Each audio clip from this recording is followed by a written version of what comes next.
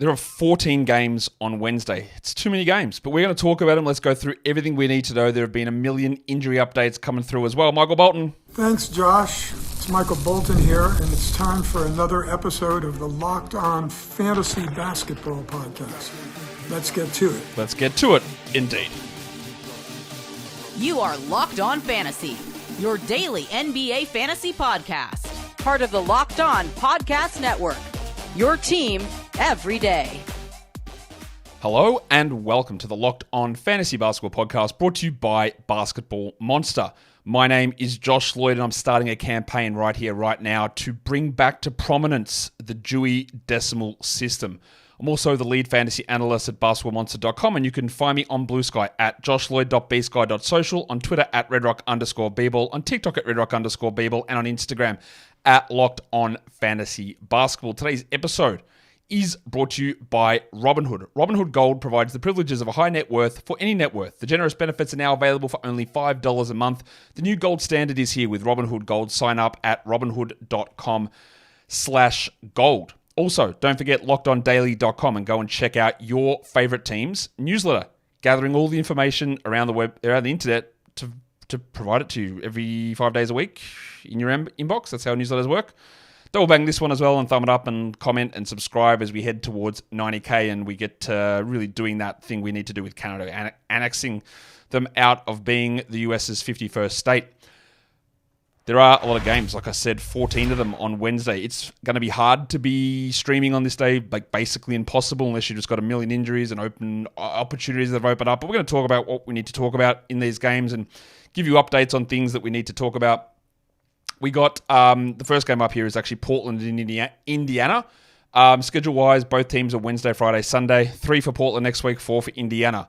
Now, we did get an update on a few of these Portland injuries, interestingly enough.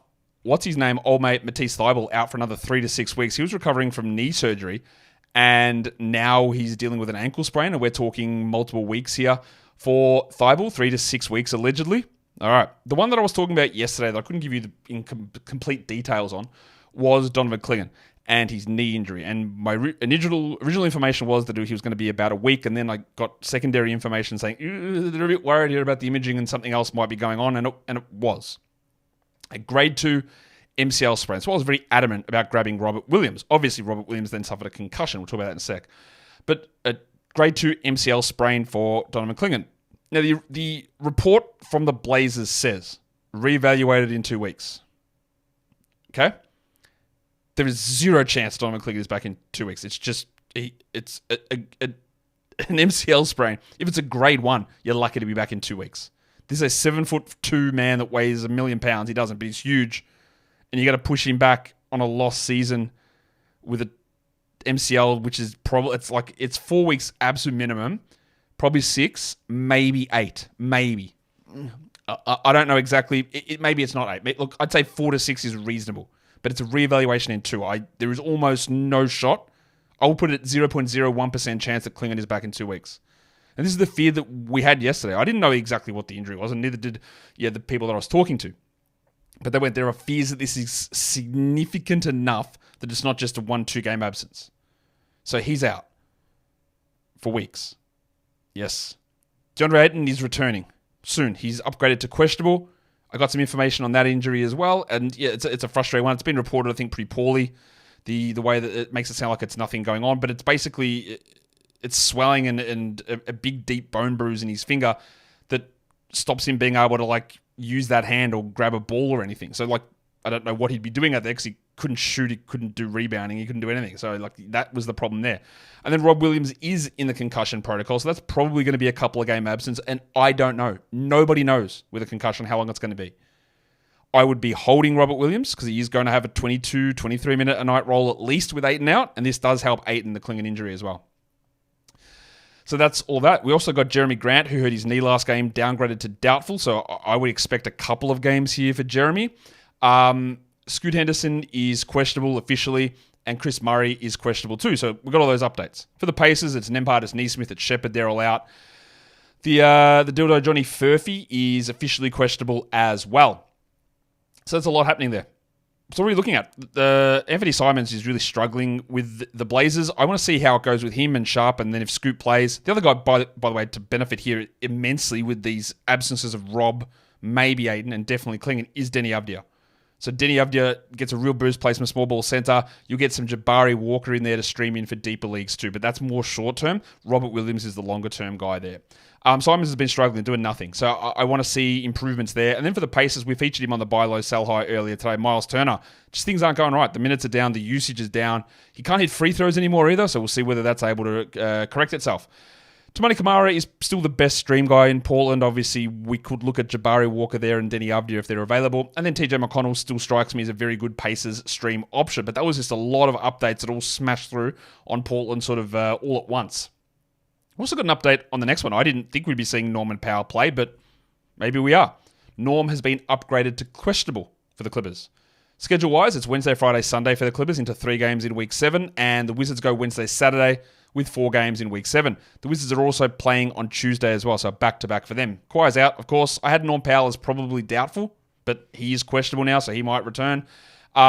Kobe Brown, I believe, is officially questionable as well. It sounded like he was going to miss time when they talked about it after the game. It doesn't matter. He doesn't really play anyway. And then I thought that for sure Mo Bamba would play, but Mo Bamba is actually on the injury report as questionable, even though he sat last game allegedly due to the back-to-back. He's questionable. His knees are the healthiest knees that anybody's ever seen.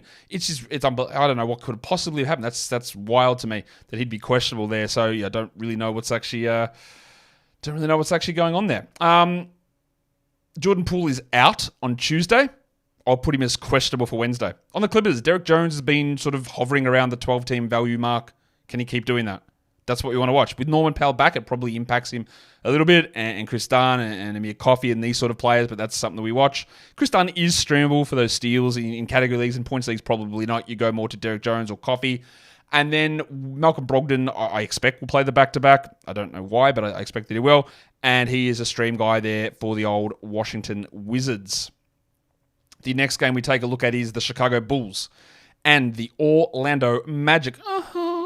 In Orlando, the Bulls are on a back-to-back. The Magic are 8.5-point favorites here. Chicago only Wednesday, Friday this week, and they go into 4 games on Sunday. 4 games on Week 7. What am I talking about? Orlando is Wednesday, Friday, Sunday into 4 games as well. Pat Williams is out Tuesday. I expect that he's out Wednesday, but I don't know. Taylor Horton-Tucker and Julian Phillips are both probable for Tuesday, so I'll put them probable on Wednesday as well. And it does appear that Lonzo Ball will return on Wednesday. He'll sit out Tuesday, and he'll return on Wednesday in a limited minute role. Paulo Banchero is out, and Gary Harris is out with his hamstring, but Jalen Suggs off the injury report. Now, we've already played that game once where he wasn't listed on the injury report, then he sat out the game, but we'll see.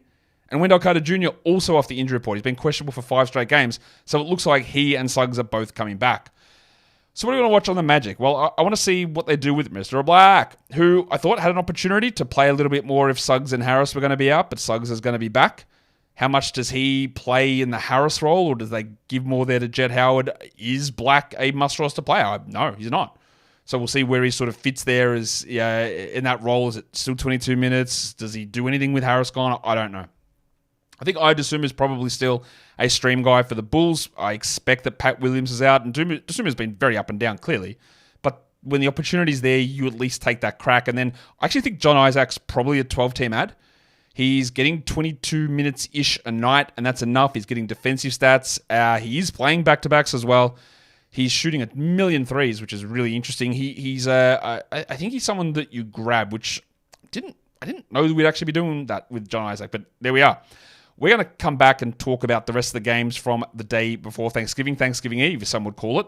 But today's episode is brought to you by Robinhood. Robinhood Gold. In fact, with Robinhood Gold, you do not need a silver spoon to eat up the financial favors of the 1%. Robinhood Gold allows you to get the rates and the perks usually reserved for the high society. Now, the resourceful individual with Robinhood Gold can earn the very liberal rate of 4.25% APY on uninvested cash and be rewarded with a handsome 3% retirement boost on IRA account contributions. Robinhood Gold provides the privileges of a high net worth for any net worth. These generous benefits are now available for only $5 a month. The new gold standard is here with Robinhood Gold. Sign up at robinhood.com/gold. Terms apply. For product-specific disclosures, visit robinhood.com/gold. Investing involves risk. Rates may change. Gold membership is offered by Robinhood Gold LLC. Today's episode is also brought to you by FanDuel Sportsbook. Yes, tackle all of the action, the NFL action, with FanDuel, America's #1 sportsbook. Right now, you can get $150 in bonus bets when you win your first $5 bet. The FanDuel Sportsbook app gives you everything you could possibly need to live bet the NFL. You've got all of the odds right there on that screen, but on that same screen, on the same place, you've got the live stats, you've got the play-by-play. So all the information that you need to find the best option for you is there right at your fingertips. So go to FanDuel.com today and get $150 in bonus bets if you win your first $5 bet. That is FanDuel.com. Never waste a hunch and make every moment more with FanDuel, an official sportsbook partner of the NFL. And don't forget to gamble responsibly. Okay.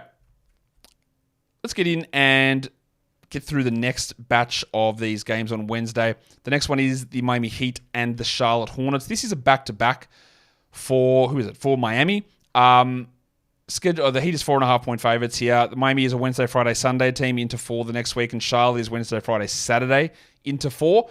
Terry Rozier is going to return on Tuesday, and he's coming off the bench on Tuesday. We'll see what happens there on Wednesday, but that's what's happening. Mark Williams, BDNR, Daquan Jeffries are all going to be out, and they also did just update the injury report to say that Tre Mann and Miles Bridges remain out as well. So the value of some of those Hornets players is going to stay a little bit higher. LaMelo Ball and Brandon Miller have been doing a million things. Huge minutes, like 38 minutes a night. Ball is 94 points combined in his last 2 games. He's taking so many shots, they're going in. He's putting up massive numbers. So let's see how do they rein it in at all? What does Miami do to slow him down? In terms of streams, Kevin Love is sort of doing enough as a Heat player, as that reserve big who's putting up pretty good rebound per minute numbers. I don't love it, but he's there. And then for the Hornets, it is Moussa Diabate. There's no Bridges, there's no Richards, there's no Mark or Grant Williams, and Tijan Salan's not the option, and Taj Gibson's not the option. They're the deeper league guys. Moussa remains that guy for us here, with those absences still there. The next game is the Houston Rockets and the Philadelphia 76ers. The Rockets come into this one on a back-to-back, and then they play Wednesday, Sunday, into 3 games the week after. So a little bit of a light stretch here for Houston, whereas Philadelphia they're only a 2-game week this week. They have Wednesday, Saturday, and then 4 games the week after. Jalen Green is still questionable, I believe, for Tuesday's game with an illness. Steven Adams is out on Tuesday, so he'll probably play on Wednesday. Paul George and Joel Embiid did get ruled out. I thought there was a chance they would play, so this obviously is just a lingering issue with both of their knees, as we're well aware. Paul George has already injured his twice this season, and Embiid's knee is just literally cooked. So that's clearly not very good there. Kyle Lowry remains out, and then Caleb Martin. He's listed questionable, but I believe he didn't practice, which is never a good sign for being available, which is what we're hoping for. So he could be out as well, meaning that there's way more there for Gershon Yabusele, a little bit more for KJ Martin, even like deeper, the deeper leagues, the old double onyx, diamond, platinum, titanium leagues. Maybe it's Ricky Council IV that you could take a look at in those for those Sixers games. In terms of what we're watching, Tyrese Maxey's minutes, really, he's not playing well at all so far this season. His minutes are down since returning. He hasn't hit 30 minutes in any of the games since he returned from a hamstring injury. Is that blowout related? Is it Nick Nurse actually being cautious? I don't know, but that's what we watch, isn't it? And then on the Rockets side, Dylan Brooks is probably the best stream available player. Obviously, Amen and Tari are way above that, but they're rostered in most spots, or they should be at least. And then Kelly Oubre on the Sixers side of things is worth it while these players are out. I still don't love him long term, but he's got some short-term appeal. The next game we look at is the Hawks and the Cavs. And I think you all know my thoughts on a lot of this stuff. I just got an update on something which I'll talk about a little bit later as we get to that game. Oh, my God. Oh, yeah. Anyway, the Hawks and the Cavs. The Cavs are 11-point favorites here. Atlanta is Wednesday, Friday, Saturday into 4 games, and Cleveland is Wednesday, Friday, Sunday into 4 games. Now, at the time that I was preparing this show and getting ready to go, we didn't have the information that Trae Young is on the injury report questionable with Achilles soreness, which I find incredibly funny and petty, because the NBA fined the Hawks $100,000 because Trae Young sat out a game with Achilles tendonitis in the NBA Cup, November 12th against the Celtics up in Boston, which the Hawks actually won anyway. I know that people are going to have differing opinions on this. An independent doctor determined he was fine and ready to play. Did they? Trae has said, and the coaching staff has said multiple times here, that this thing is bothering him. It's going to bother him for a while. He hasn't looked right for about the last 2 to 3 weeks, Trae Young, with this thing.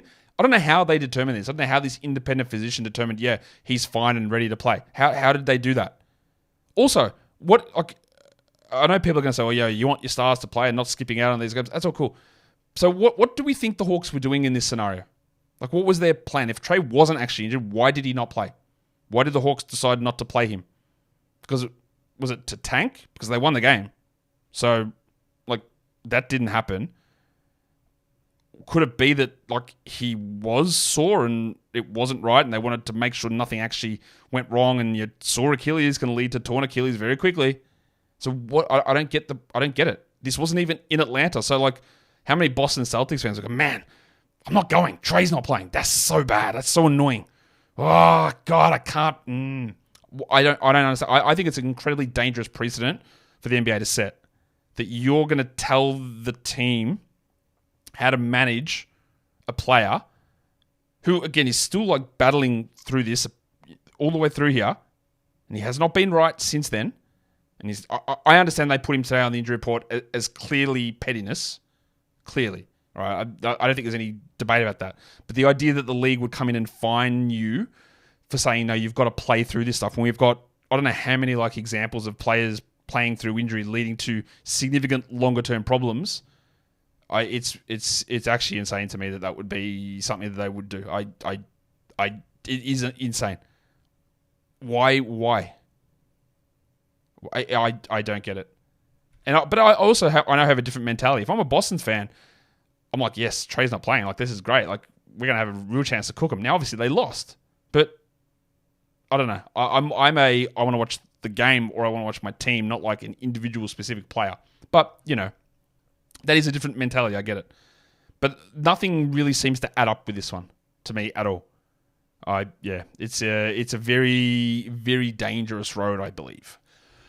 For the Cavs, LeVert, Wade, and Strus all remain out, so we're going to have opportunities for a lot of different players, aren't we? In Atlanta, DeAndre Hunter, I want to watch that, not because I like watching DeAndre Hunter, but just to see what his role is in comparison to Zachary Ricochet, because his minutes were way up. Hunter, and he's bad, like, he's not very good. But he is streamable still because the role is there. And then on the Cavs, it's all about Dollop, isn't it? Because Ty Jerome got big minutes last game. He's shooting the absolute lights out. Now, he is going to have a stinker at some point. But with LeVert and Strus and Wade all out, he is going to have to play more. So we're going to get that extra Dollop dished up to us. They are both the stream options there. The next game is the Knicks taking on the Dallas Mavericks. Neither team is on a back-to-back. The Knicks are 3.5-point favorites on the road because there's no Luka.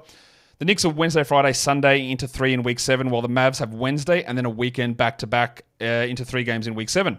Mitchell Robinson and Precious Achiuwa are out. Luka Doncic and Dante Exum are out. I don't believe we do have the official updates for the Mavs. We've got them all right. Grimes, Lively, and Clay are all officially questionable for this game. They all missed the last game with illness. They're all officially questionable here. OG Anunoby is absolutely dominating for the Knicks, so that is really what I want to watch. I put him on the buy low, sell high earlier today. We'll see what he's able to do. His shooting numbers are through the roof. His minutes are high. His usage is up, and I just want to see how they keep managing that. And then for the Mavs, I do want to watch Derek Lively. I believe he plays. It's all about watching those minutes, because he had 30 minutes the other day, but then sometimes it's 20, it's 21. I believe firmly he's a category league guy. Points league 12s, I don't think so, but we're watching the minutes and how they play out. Juice McBride remains the streamer for the Knicks, and he's one of those stream/stash players, a /stash guy, because all it takes is one guy out for him to jump into huge value. And then at the moment, Najee Marshall with Luka Doncic out is scoring a lot, and there's a chance that one of Grimes, Clay, and Lively are out. Less so Lively, but if Grimes or Clay are out, it does elevate what Najee is able to do. The next game is the Sacramento Kings and the Minnesota Timberwolves. The Wolves are on a back-to-back in this game, and they're 3.5-point favorites heading into this one, hosting the Kings. It's Wednesday, Friday, Sunday for Sacramento into 4 games, and Minnesota has Wednesday, Friday with a weekend off into 4 in Week 7.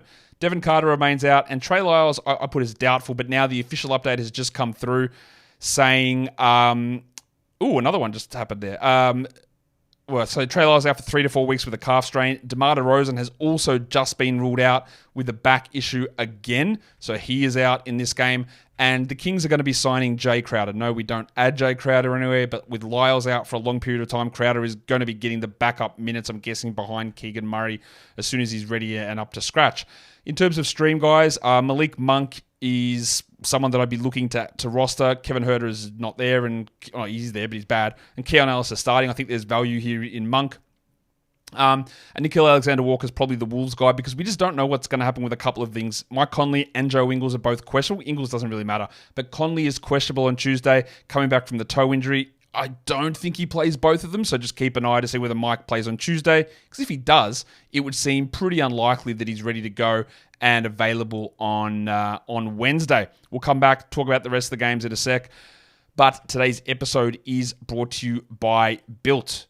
If you're renting, you know that you pay rent. That's the concept of rent. But there's always something that you buy other things. You go to the grocery store, you do whatever, and you accumulate bonus points, and the money that you spend gets you something happening. But with rent, that hasn't really been a thing. But with Built, well, it is a thing. You can use that rent money to accumulate points to do lots of cool stuff. There's no cost for you to join Built. And as a member, you will earn valuable points on rent and your everyday spending. Built points can be transferred to your favorite hotels and airlines, and even the ones that you haven't heard of. There's over 500 airlines and 700,000 hotels and properties that you can redeem your Built points towards. Points can also be redeemed towards a future rent payment and unique experiences that only Built members can access. So, if you're not earning points on rent, the question is, why not? Start earning points on rent you're already paying by going to joinbuilt.com/LockedOnNBA. That is joinbilt.com/LockedOnNBA. Make sure to use our URL so they know that we sent you. Joinbuilt.com/LockedOnNBA to start earning points on rent payments today. All right, let's dig in now with the rest of these NBA games on Wednesday. Was that the right one? Yep. Pistons and Grizzlies, and this is the game that we just got another injury drop. Yesterday, Ja Morant banged knees early in the game, went to the bench, returned to action, and guess what? He's out now with a knee contusion. Jeez, okay. So I guess Scottie Pippen's back on the menu. The only reason to hold Pippen was waiting for an injury, and there it is, it happened. How many times has this happened this season that someone gets hurt in-game and then returns to action and then is out? It is an incredible amount of times. I don't think I've ever seen it happen as many times as it has this season. The Pistons are Wednesday, Friday, Saturday into 3 the week after, and Memphis is Wednesday, Friday, Sunday into 4. Bobby Clintman's out. Cade Cunningham is officially doubtful, I believe. I'm just going to double check that. He is officially doubtful, so we're not expecting him to play. Zach Edey's out. Vince Williams is out. Gigi Jackson's out. And now Demetrius Morant is out. On the Pistons, Asar Thompson. I want to see what Asar's role is. What's his minutes like? I know his percentage is going to be likely bad, but is he a 20-minute player? Is he a 24-minute player? Is he a 25-minute player? He probably needs 24 to be a 12-team league guy, and I really, really doubt he gets there. But we'll see. And then on the Grizzlies, with Morant out, this does help Jake LaRavia because he's doing a lot of secondary ball handling, and he's been pretty good at it, and he's at least streamable in that spot. The Pistons continued to split the minutes at center between Jalen Duren and Isaiah Stewart. Will that be something that continues? Stewart's at least usable for the short term. And Brandon Clark is also providing some value for the Grizzlies with Zach Edey still on the sideline. So a little bit of value there for Brandon Clark. Raptors and Pelicans. A million injuries here on this one. No teams on a back-to-back, which is good news. The Raptors and the Pelicans both play Wednesday, Friday, Sunday, and it's 3 games for Toronto into 4 for the Pelicans in Week 7. Olynyk is out. Grade A Dick is out. Bruce Brown is out. Emmanuel Quickley is out. But Gary Trent III, Jacoby Walter is back and ready to play. We'll see if he plays at all or how much he plays. Herb Jones is out. Zion Williamson's out. Jose Alvarado's out. Brandon Ingram, I don't believe that Brandon Ingram is going to play here with a calf issue. He is questionable, but I don't believe he practiced. So I'm putting him on the doubtful side of questionable. DeJounte Murray is officially probable, but everything would tell us that he's going to play. But then out of nowhere, guess what? Not Herb Jones, Trey Murphy is on the injury report as well, now with a knee contusion. So everybody in the Pelicans keeps copping it. On the Raptors, I want to see RJ Barrett hit some shots. It's happened 2 or 3 games, but it has been a inefficiency fest from RJ, and he is sort of reverting back to old RJ, which is bad. He's doing a lot of counting set stuff, but the inefficiency is a problem. And then for the Pelicans, it's really about what Alfred Payton's role is. because DeJounte's coming back and CJ is there. So there's almost zero chance that Payton starts. But what does he play? 15 minutes? Is that enough? Probably not. But there might be no Trae and no Ingram. So do they go super small with Payton, Murray, and McCollum? That seems impossible, and you would get absolutely roasted by that. But I don't know. What else are you going to do? Like, what if Ingram and Trae are both out? You start Robinson Earl and Javonte Green. You're going to have to go small a lot. It's a really interesting question. And Davion Mitchell was able to step up in the last game with Dick out into bigger minutes. But, I don't know. He's bad. He's at least a stream guy for some assists if you're looking for that. And then Yves Missi was awesome last game. He's really first good game in weeks. And let's watch to see whether that sticks or if he goes back to doing nothing or if it is the fact that Murray and now McCollum and Payton are there that are going to help Missi a little bit. I don't really think that impacted his ability to get steals or blocks, which is what he did. But we'll see. Lakers Spurs, both of these teams are playing Tuesday. Now they play on Wednesday, so they're both coming in on a back-to-back here. We do have a spread already. The Lakers are 2-point favorites, and the Lakers play Wednesday, Friday, Sunday into 4 games, and the Pelicans are Wednesday, not the Pelicans, the bloody Spurs are Wednesday, Sunday into 4. Vanderbilt, Wood are going to be out. Bronny James is out Tuesday. That does not matter. He might play here, I don't know. And Anthony Davis is probable for Tuesday. I'm going to guess he'll be probable for Wednesday as well. Sohan is out. Keldon Johnson is probable on Tuesday, so I'll put him probable here. It is a hamstring issue, so who knows. But it does appear that Devin Vassell will return on Wednesday. He is out for Tuesday, but it does appear that Devin Vassell will return on Wednesday in a bench role, I'm almost certain, with limited minutes. Cam Reddish is probably the Lakers stream. If Dalton Connect or Rui Hachimura aren't available, I'd prefer those guys over Reddish. And then Julian Champagny is available in a lot of spots, and I would be streaming him in at least until we see a little bit more out of Devin Vassell. The Nuggets and the Jazz, as we get towards the end of this day's gigantic list of games. Utah is on a back-to-back here. The Nuggets are 8-point favorites, and they play Wednesday, Sunday, going into 4 games the week after. And the Jazz are Wednesday, Saturday, Sunday, into 3 games the week after. Aaron Gordon is out. Kyle Filipowski is out on Tuesday. I don't know whether he'll be available on Wednesday. I'll put him on the doubtful side of questionable. Well, Jordan Clarkson is also out on Tuesday, so I'll put the man on the street here as questionable for Wednesday's game. Peyton Watson really struggled last game. I do believe that he is a category league must-hold. Points leagues, not necessarily. So let's see what he's able to bring. Well, for the Jazz, like if Filipowski is out, you're going to get more John Collins, you get more Drew Eubanks, but there's also the possibility with Clarkson being out and Cody Williams being in the G League that we get a little bit more here of Isaiah Collier. We'll see. He's really, really inefficient, but we'll see how they determine those minutes and those that production. I don't think we've got the updates yet for Brooklyn, and there's a lot that we need here. They're taking on the Suns. The Suns are on a back-to-back. The Nets go Wednesday, Friday, Sunday into 3 games week 7, and Phoenix is 2 games Wednesday, Saturday into 4 games after that. So Bojan Bogdanovic is going to be out. Daron Sharp's going to be out. I'm very confident that Noah Clown is going to be out. Cam Johnson sprained his ankle, didn't return. I would think, I'll put him questionable. I think he's probably closer to doubtful. And Cam Thomas basically sat the last quarter and a half with a back problem, which they said was rest, which is garbage. It was a back issue. I'll put them both as questionable. Dorian Finney-Smith has missed the last 2 with an ankle, and Nick Claxton missed with the back injury in the last game too. So Claxton, Finney-Smith, Thomas, and Johnson, all questionable, and they could all sit. The only one I think that is important there is Ben Simmons is going to return. He sat the last game, but not important, but like those other ones, I think there's risk with all of them. And that's going to impact so much. It'll mean we can use Jalen Wilson and Zaire Williams, and deeper leagues will want to look at a Shake Milton or a Keon Johnson in that spot as well, but I just don't know who's going to be there. And the Suns, Bradley Beal and Kevin Durant are returning on Tuesday. Now, there's been idiocy through many NBA teams. These 2 older players are coming back from calf strains. Will they play them on the back-to-back? I am going to list Durant and Beal doubtful for Wednesday, but there is every chance they just play, which again is insane, but we'll see whether they do that or not. I do want to watch Cam Thomas for the Nets because I just want to see how that back is hampering him, because obviously not great. And then Jalen Wilson's got a real opportunity. Like if Johnson's out or Finney-Smith's out or Thomas is out, he's going to really step up. Same with Zaire Williams. In fact, I just don't mind grabbing them just in case, just to see what goes on with this scenario. And then in Phoenix, if Beal and Durant do sit, then O'Neal and Grayson Allen are likely going to be the players to look up and stream in. The final game of the day is the Oklahoma City Thunder going to take on the Golden State Warriors. The Warriors are actually favored in this one. The Thunder are favored by a point, but it's in Golden State. Wednesday, Friday, Sunday, OKC into 3 games, and then Golden State is Wednesday, Saturday into 4 the week after. Chet's out, Pig Williams is out, Usman Jeng is out. Kaysen Wallace left the last game with an ankle sprain. I'll put him preemptively as doubtful for this game. Alex Caruso's missed a few in a row with a hip. I'll put him questionable, but I'm a little more on the doubtful side there. And then Johnny Kuminga's missed 2 in a row with an illness, so I'll just put him as questionable. I want to watch Isaiah Hartenstein. Not that I don't think he's going to be good and he's a very clear must roster in every scenario. It's about the usage, because Tom Thibodeau, as we know, has a real habit, or had a real habit until he's playing with Karl Anthony Towns again, of just limiting what the centers can do. And we are seeing what Hartenstein can do with that increased usage. And then for the Warriors, Buddy Hield has been absolutely missing in action.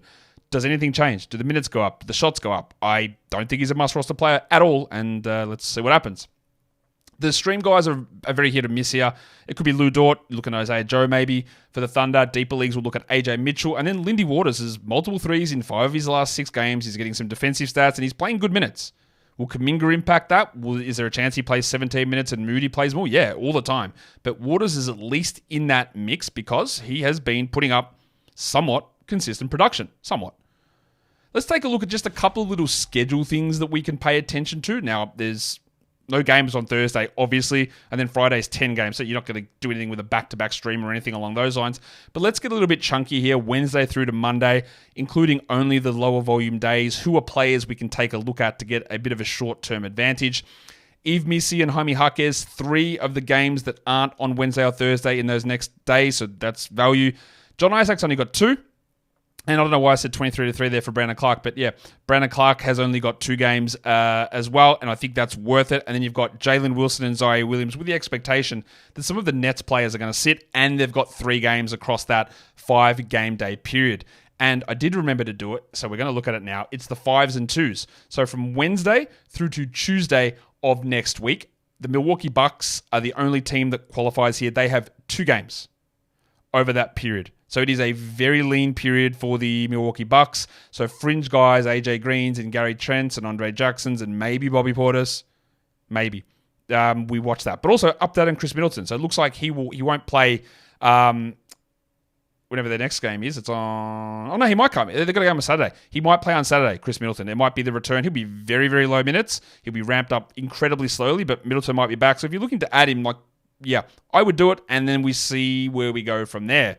And that is a preview show for 14 games on Wednesday. It is going to be a ridiculous game. I think a ridiculous day, as we know. Injuries popping up everywhere. The big ones there, the Ja Morant absence, Trey Murphy questionable, Donovan Clingan out for multiple weeks, Jeremy Grant doubtful. So many things changing. And of course, the Trae Young questionable tag, which I'm certain he plays through. But you never know. They actually, maybe he just sits. I don't think he would, but we'll see. Guys, don't forget to thumb up and like the video and be positive. Let's try and find the good things. Yeah, learn from the bad things. Acknowledge them. Do it. Let's be positive. Let's be nicer to each other. Let's be nicer to ourselves. Let's be proud of ourselves and really celebrate the good. Guys, we are done here. Thank you so much for listening, everyone. See ya.